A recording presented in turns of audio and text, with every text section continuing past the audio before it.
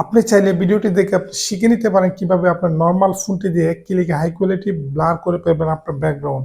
Welcome back. এই কাজটি করার জন্য আপনি আপনার ফোন থেকে একটি অ্যাপ্লিকেশন ইনস্টল করতে হবে। আপনার ফোন থেকে লগো দেখে জাস্ট সরাসরি ইনস্টল করে নেবেন। আমার ফোনে দেখতেছেন অলরেডি ইনস্টল করা আছে।